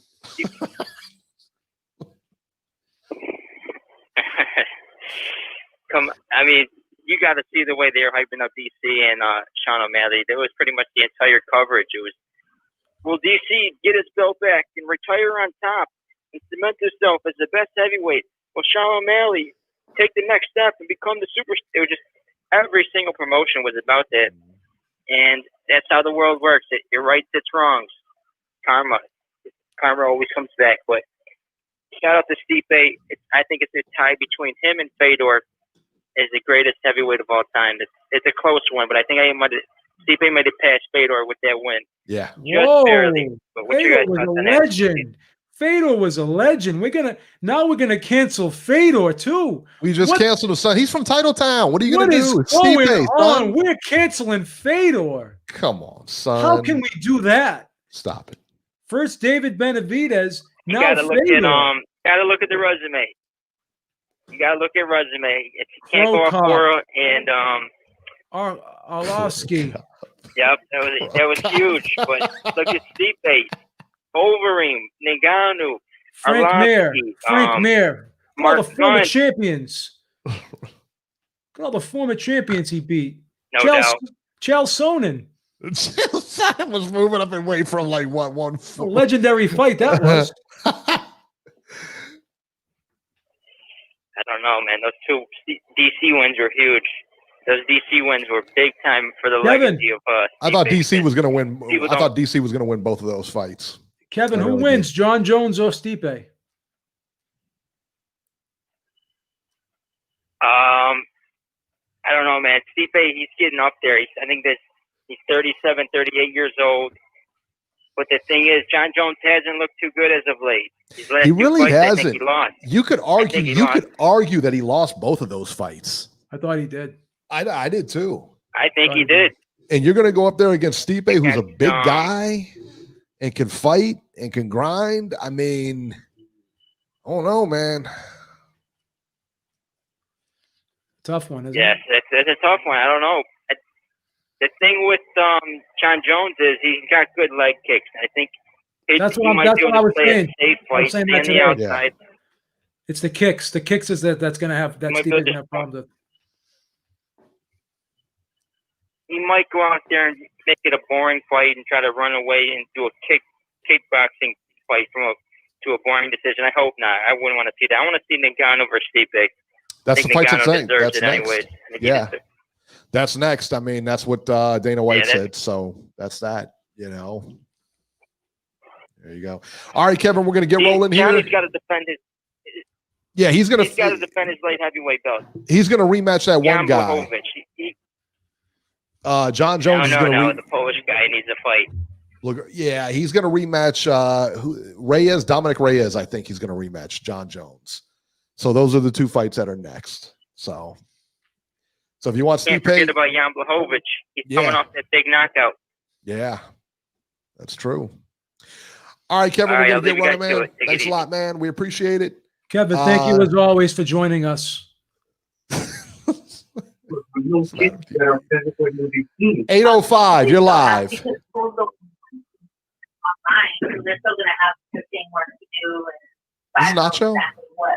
Nacho. Yeah. Are you at the drive-through? I'll take 2 burgers, some fries. All right, let's go to 516. 516, you're live. Jesse Rican, brother. Jesse Rican, what's the word?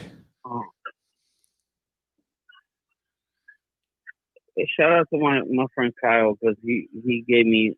I just won $700 on this fight, man. Oh, here we go again. Jesus. What fight did you win 700 on? The Stipe BC fight. That's right. And who'd you bet on? Stipe, because he's from Titletown, baby. Beeb, listen, man, you got to jump on the bandwagon, baby. I want to see. You got to jump on. This is Titletown, son. No. I want to see this betting slip. Beeb calling you out. I want to see the bet slips. Wow.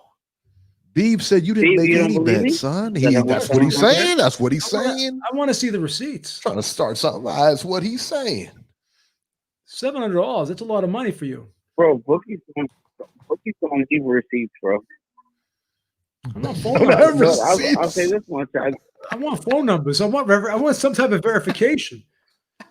I want to speak to Willie Boombots. I want to know what's going on here. Give me Willie Dynamite's number so I can give him a call and verify that you bet.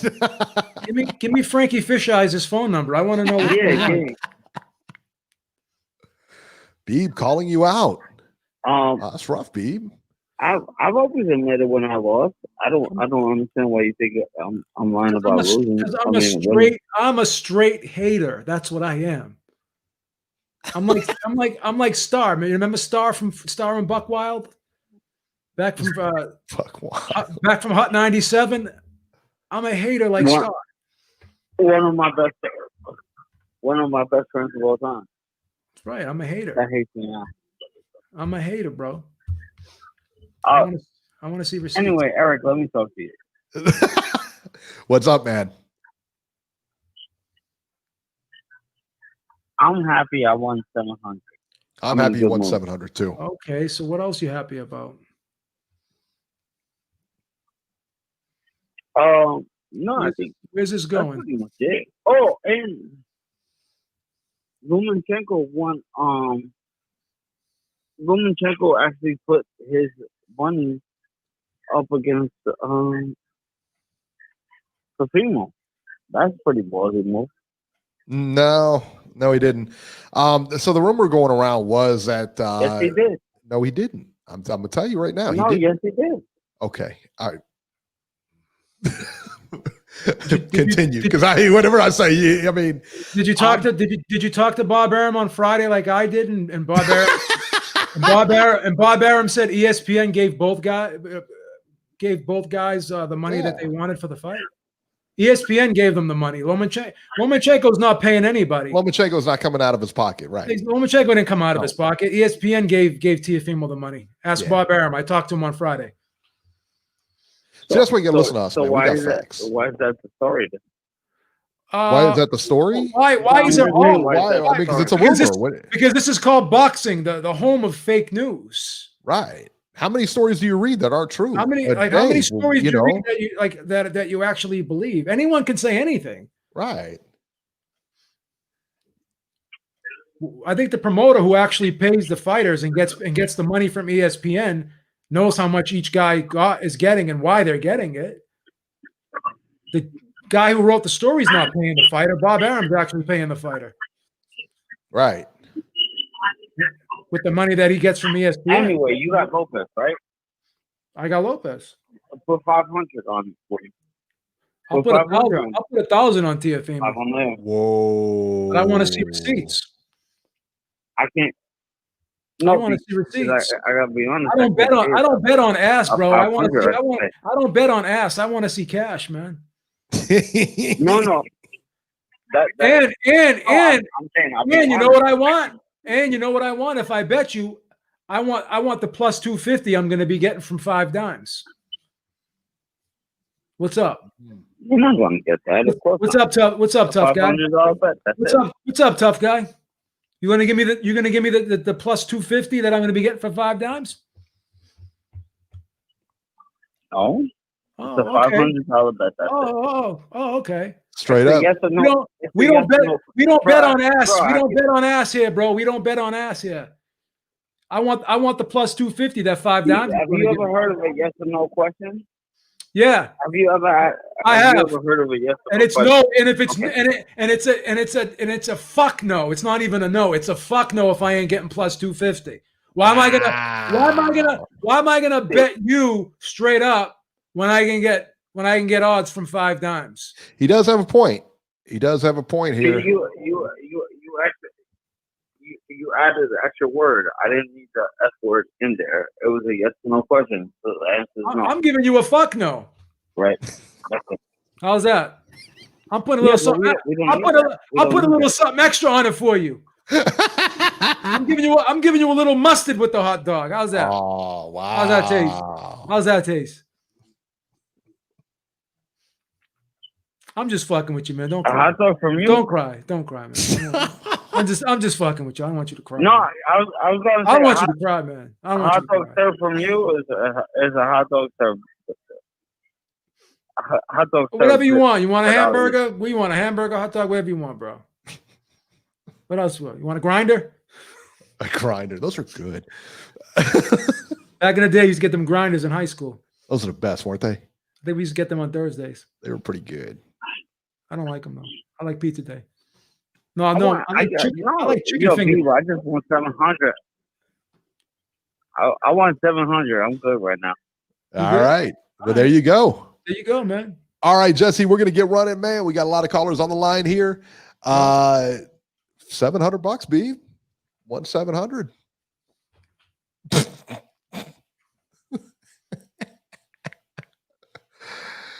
Oh my goodness. All right, who do we got on the line here? From this day, you'll be my new fool. Georgie. Another big. Hey, yo!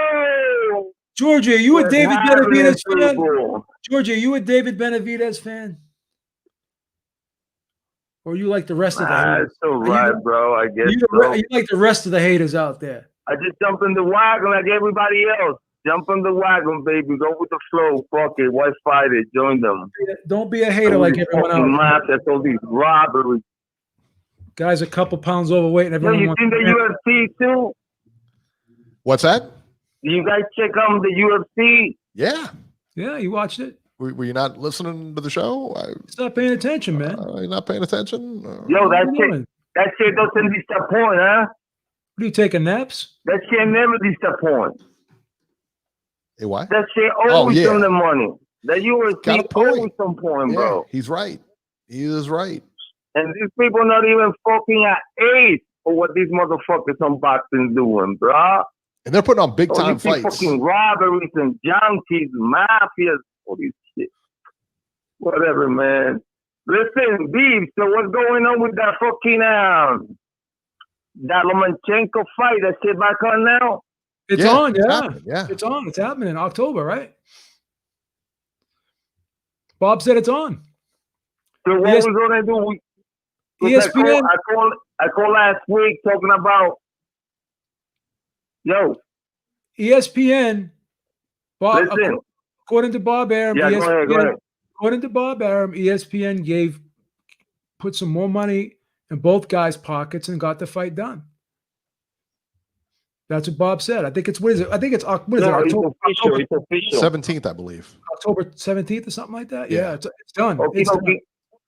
I got Tiafimo. Moving along. Who you got? You got Lomachenko?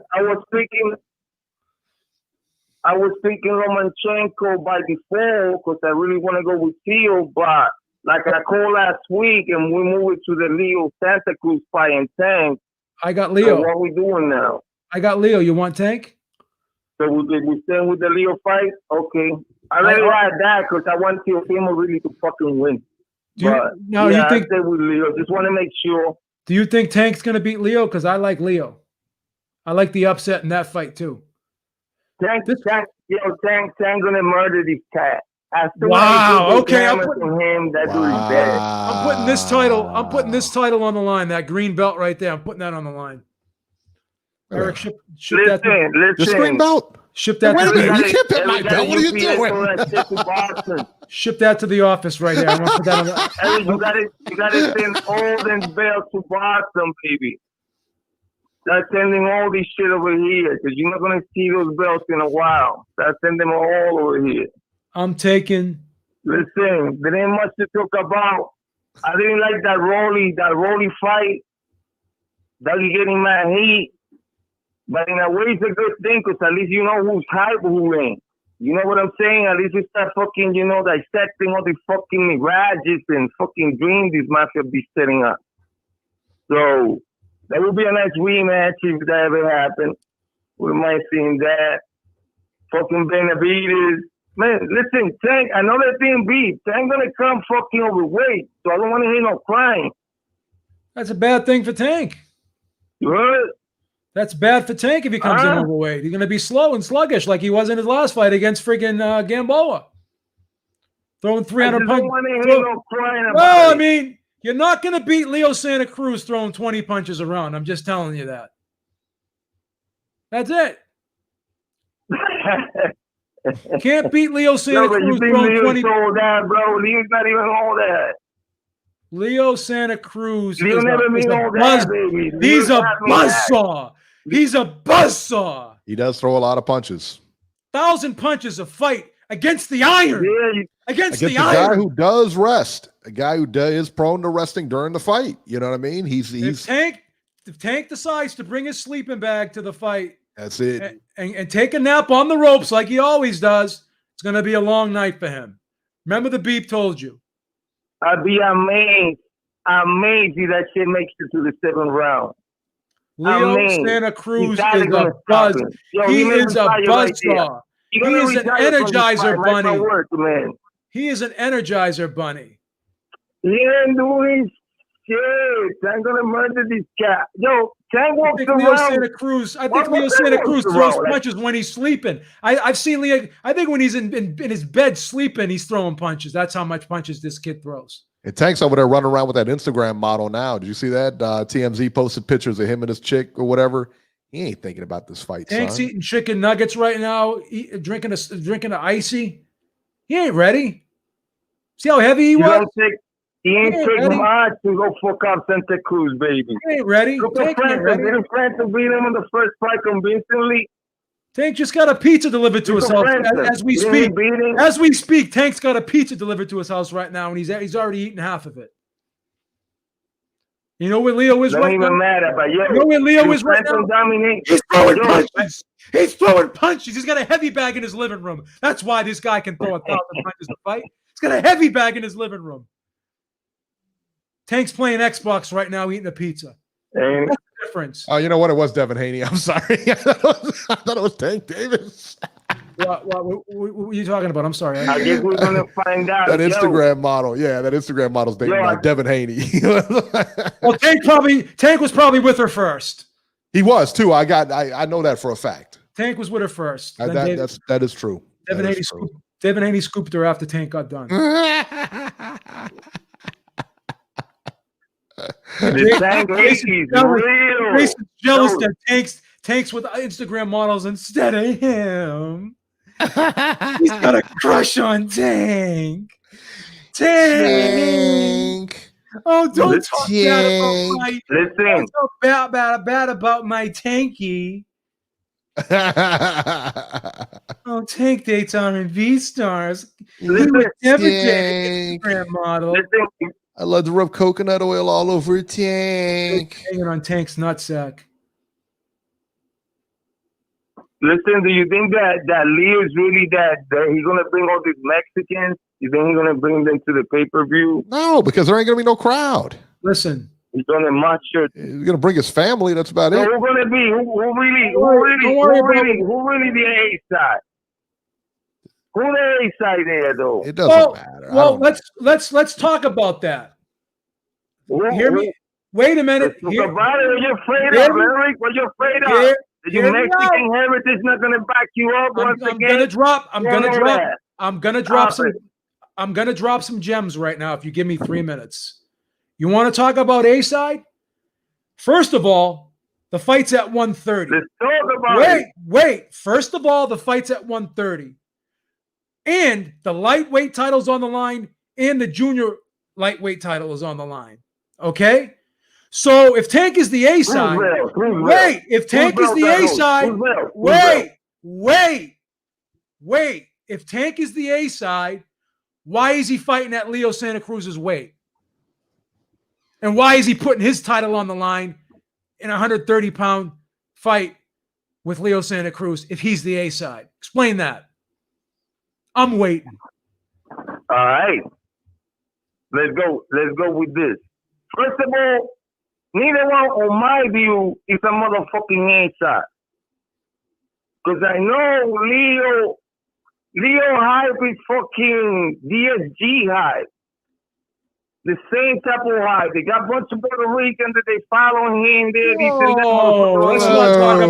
Let's not talk about Puerto Ricans, all right? Let's not talk about Puerto Ricans, all right? Listen. Let's not take shots. We're not going to take shots at ethnic groups on this channel. That's right. We're not going to take shots at ethnic groups on this channel. Let me burn. Let me burn, baby. Let me burn. My Puerto Rican are both of you. So silent. 90 seconds. So it's the same shit. This is the whole playbook of hyping this motherfucker up based on their ethnicity. We know that shit played out. Now, Tank, he got his ethnicity following him. But this motherfucker, when he fought in Atlanta, that motherfucker was fat. So I know if he can pack, he put asses and seeds. So that got to translate in some type of fucking pay-per-view buying. 60 seconds. Now, Santa Cruz, he been doing his shit down on the West Coast because he got the fucking maddest fight. But besides that, I don't remember really like Santa Cruz packing no fucking places. So we're talking about money, and what are you talking about? Money. Oh my God, I cannot follow your call. You're all over the place. I have no clue what he's talking about. What does this have any bearing on who's going to win the fight? Nothing. It has nothing to do with nothing. Who cares about who's packing what? We're in COVID right now. Forget about live crowds. Right. Forget about packing the crowds in. No, but you don't follow. What is it that you don't get? Hold on, give me a second. I'm telling you that. I don't understand why you're talking about crowds when there's not going to be a crowd at the fight. Are you high? What are you talking about? Because Were you hanging out with Jesse Reekin smoking the same shit that he's He must have been, him and Jesse. Time out, because you guys slow. You guys too slow. I don't understand why I got to explain this to you. Because you're incoherent. I'm trying to put this phone through your fucking brain. Listen. The people to go see fights who cannot see the fights now live are definitely buyers. Do you get that through your brain? The pay-per-view. Get the fuck down.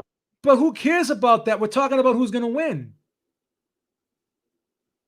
No, I'm asking. I asked, who was the A side? And you give me a long speech about what the fuck you were thinking about the belt, this, that, and the third.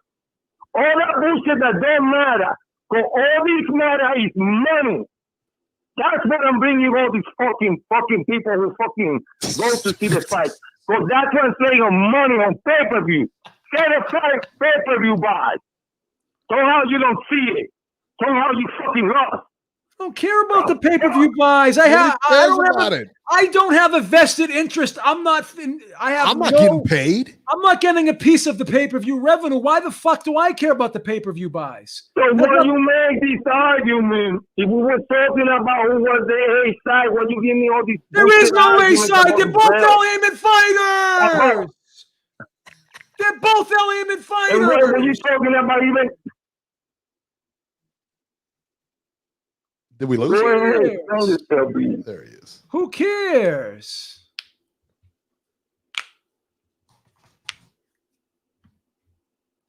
Done?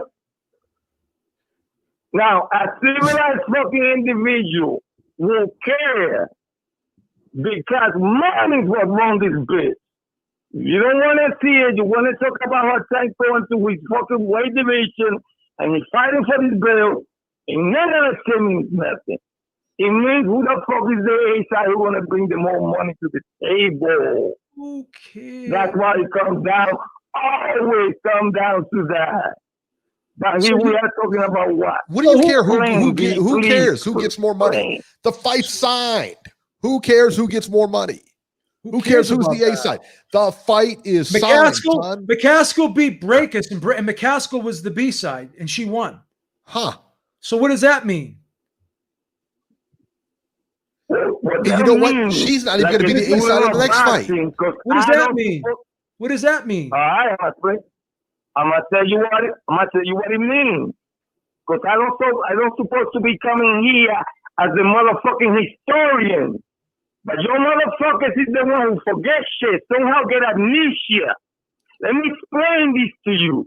For the last motherfucking time, every time somebody goes to a pay-per-view, the person who wins the pay-per-view, you understand, becomes the A side. Whatever wins gets the There's no A side in this fight, though. There's no A side. There's no A side. Tom Brown is promoting this fight, not Mayweather. Tom Brown is promoting this fight. Mayweather's a co-promoter. He's not the lead promoter. Promoting everything. Listen. Mayweather's not the lead promoter in this fight. He's not the lead promoter. Here we go again. He's not the lead promoter. Why are you blocking? Why are you blocking? Because you're telling that stuff that's not true. He's not the lead promoter in the fight. Tom Brown is. Mayweather became Mayweather because every time that he fought on pay-per-view, he beat the other guy. Then I heard there was the A side. When fucking Mayweather beat him, all those numbers became real Mayweather numbers. His pay-per-view, on that point, he took it from De La Hoya. Georgia, you got to be honest. Georgia, you're not making any sense today. The promoter of this fight is TGB Promotions, Tom Brown. It says it right here. I'm reading it. It's at the Mohegan Sun. It's at the Mohegan Sun. It's at the Mohegan Sun. And TGB Promotions is the lead promoter of this fight. I'm not talking about that. So what are you talking about? You know what I'm saying? Mayweather is not the promoter of this fight. He's not promoting this fight. I know. Listen, I know. You said it's really bad. You don't get it. I'm not saying he's the promoter. That's what you're saying. I'm not saying he's the promoter. Where you going there? I'm saying, when did I Listen. George's about to have a heart attack over there. there. We go. Interrupting again. Let me get my point across. When Mayweather fought De La Hoya was the A star. All the pay-per-view was on that fucking bill. He had all the pay-per-view on his bill. Mayweather beat De La Hoya. He became the A star. Okay, you're right. That's George. what I'm 100%. saying. You're right. 100%. I agree. Tank by A side decision. There is no ace. I agree. That's what I'm saying. All right, Georgie, we're gonna get rolling, man. We're gonna get rolling. Eric, is there an ace? Is there really an A side in this fight? To be honest with you, there is none. If I had to choose, though, in all fairness, It's gonna be one. That's what I'm saying. Listen, It's gonna become the A side. That's what I'm saying. But Leo Santa Cruz's promoter is actually the promoter of the event. So technically, he's the A side. If you want to be technical, whoever wins becomes the A side by the pay-per-view numbers. That's how I always see some boxing. Just stop. All right. Okay, you're right. Georgie, you're right. You're right, Georgie. 100%. We agree. I don't know what I was thinking. You're right. Beeb, I don't know what you were thinking either. I mean, clearly, he's presented a laid out case. Tom Brown has promoted the last fucking 5 Leo Santa Cruz fights. Okay, he's listed as the lead promoter of. He's listed as the only promoter of this fight. Mayweather Promotion is not even listed as a promoter. Now, will Mayweather Promotion will their name be painted in the ring and shit? Of course, but they're not the lead promoter of this event. They don't have to do nothing with him, baby. That's nothing to do with him. All I'm saying is Georgie, we're gonna get running, buddy. Right? All right, we're gonna get running. You're right, Georgie. I'm right. sorry. 100%. I apologize. I don't know what I was thinking. I can't deal with it. I can't deal with it. Too much nonsense. I mean, I don't know what he's trying to say. I don't care who the A side is. I don't care who the A side is. I don't care who the A side I get what he's saying. Yeah, whoever wins will be the A side on pay-per-view. But I don't care. I don't even think that's the case, to be honest with you. I don't even think that's the case. That depends on how good the pay-per-view does, which I think it'll do pretty well. So we ask ourselves, how do we follow up this call? And now we got to go to 706 in these last 3 callers are the cream of the crop. Yeah, right. The cream of the crop. Beeb, you spoke enough, man. Beeb, you spoke enough. Shit, man. Let the caller speak. Jesus Christ. If you want to hear yourself speak, I'm sorry, Jason. You are 100% right, Jason. This is your time. This is your time. You waited. You talk. Let me pull you on some of Tom Brown's business, okay? Tom Brown is the paperwork, okay? He doesn't promote shit. Yeah, you don't see him out there promoting anything. I bet he'll cop to that too. Listen, dude. I bet if you ask Tom Brown, will be doing the promotion. Is he just a figurehead? He will say yes. Hello? Have you ever heard Tom Brown give an interview, you fucking moron? No. LRB is going to promote the fight, and Floyd's going to promote the fight because that's why people watch the fight, because of Floyd, not because of Tom Brown. So let me speak, because you guys are fucking tiny-minded people. You don't get anything. That's right. Because they're so fucking tiny-minded, man. You can't think outside the box ever. That's what George was saying. I want to hear about you rubbing Tank shoulders. Have you rubbed Tank shoulders lately? How many people? Can I finish the sentence, dude? How many people? How many people? Why are you losers so insecure? How many people? You can't even let the caller finish the fucking sentence. How many people? How many people in the business do you actually? Let me finish the sentence. Answer my question. Answer the question. How many people? How many people in the business do you actually talk to? How many people in the business do you actually talk to? How many people in the business do you actually talk to where you can make the claims that you make? Yeah, there you go. I actually talk to people in the business. Question. You don't. You talk to nobody. You talk to nobody. You interview nobody. You've been to no events. Zero. So don't fucking tell me what you want what you want to believe, what you hope to believe, because the truth is the truth. Tom Brown is the lead promoter of this event. Nothing you say will change that. That's it. It's the way it is, son. Oh, he hung up. All right. Well, hey, it is what it is. So look, I mean, but that's the case though. That's the case, man. Tom Brown's the promoter. What you could think he's a figurehead. You could think he's this or you think. Doesn't matter. It really doesn't matter what you think. His name's on the paper. He's the promoter, son. Stop it. I'm sure Tom Brown's going to just sit in his hands and not put any effort into trying to make this fucking fight be the biggest it could be. I mean, the kid never covered an event in his life. But he knows all of this. He's never talked to anybody in the business in his life.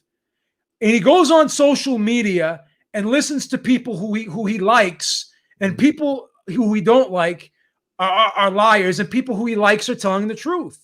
You're not being objective. You're not.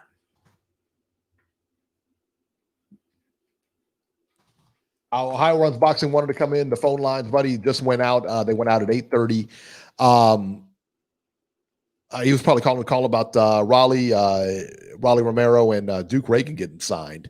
He had a bunch of Ohio Runs Boxing definitely was in the other camp on the Raleigh decision. That's for sure. I saw that. It's all PBC anyway. Nacho brought up a good point. The reason why it matters is Georgie was trying, or at least I could be wrong here, but I was getting the impression I was getting the impression that Georgie was painting the picture that Mayweather's influence was going to factor into the scoring of the fight.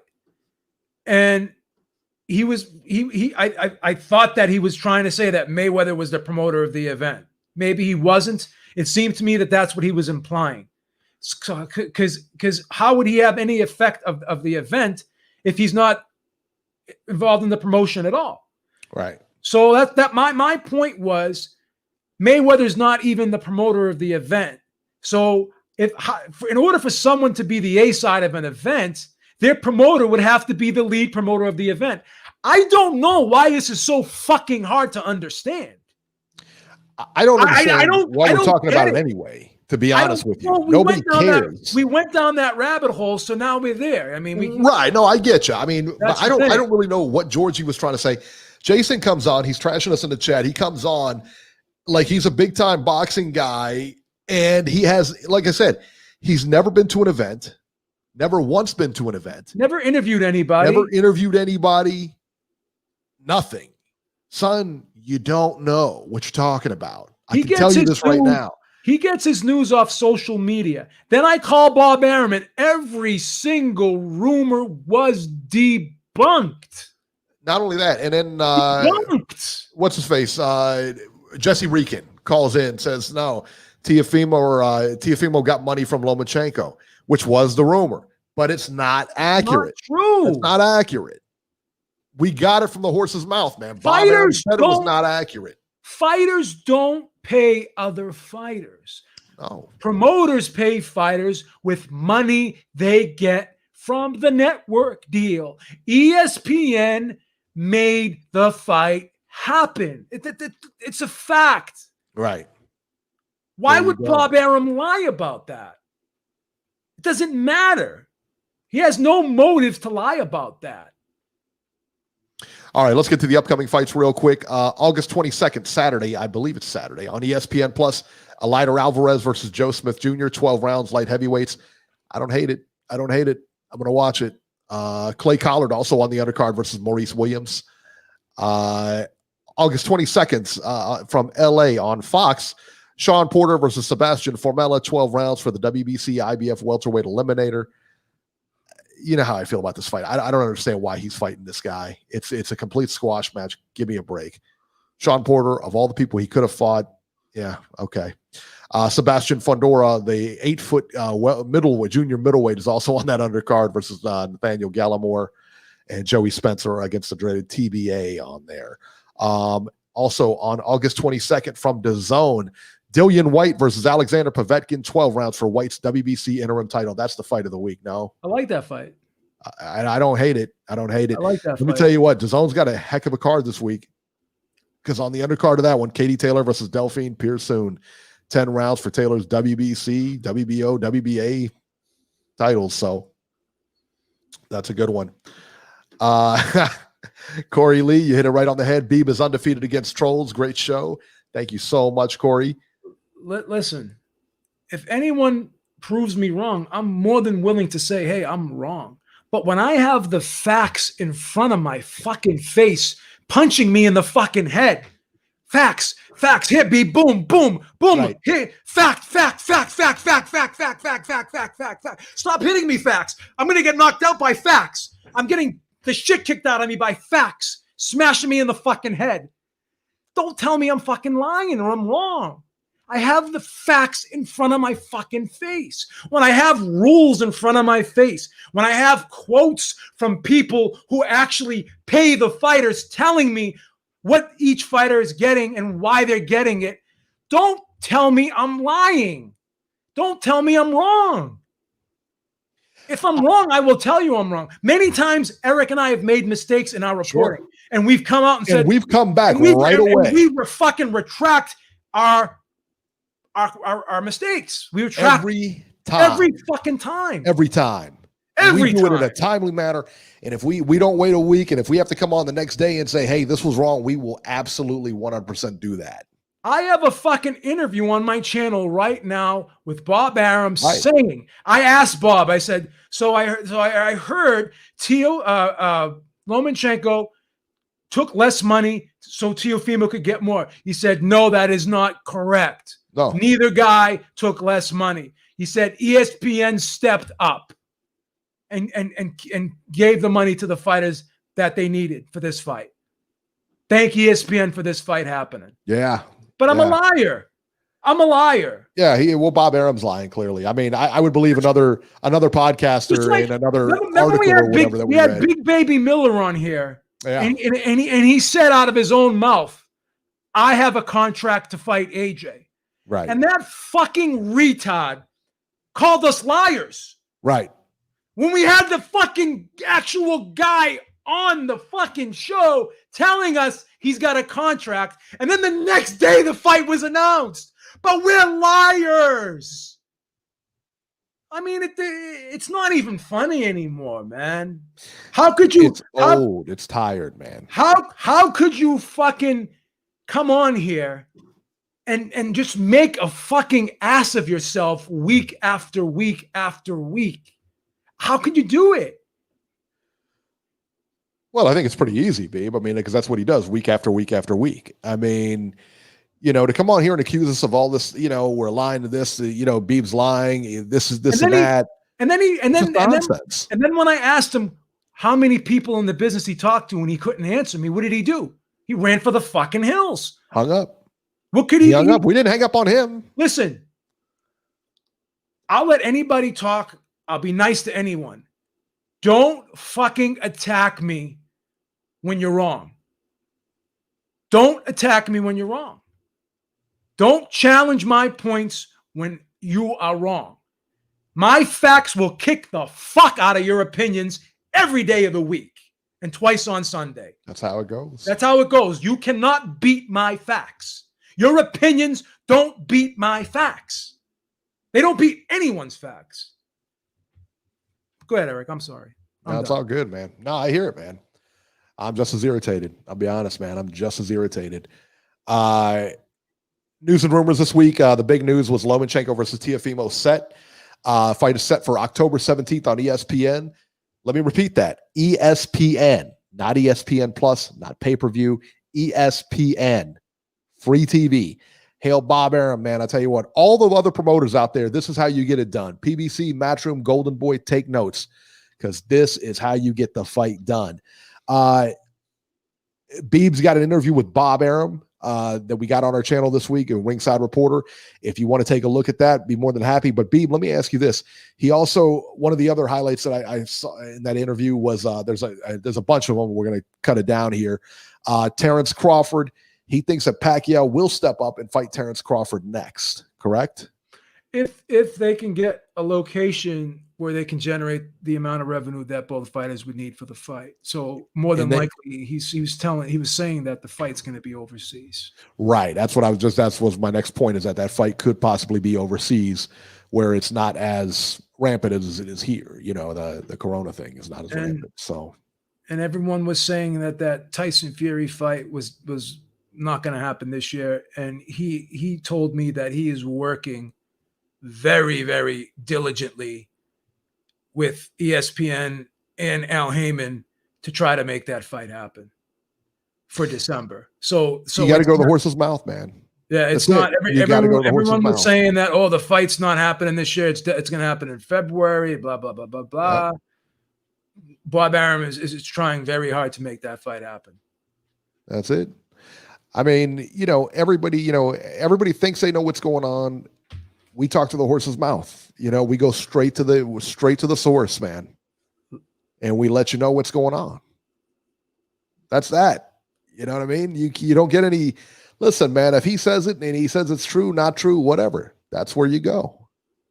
So there it is. All right, guys, listen, that'll do it for this edition of Ringside Reporter. As always, you can catch Joe Habib on Twitter at jhabib1 and find our YouTube channel at ringsidereporterlive.com. You can catch me at Twitter at Ringside73. And guys, have a great week, and we will catch you next week. There's a lot of good boxing on next week, so we'll be here. We'll catch you soon.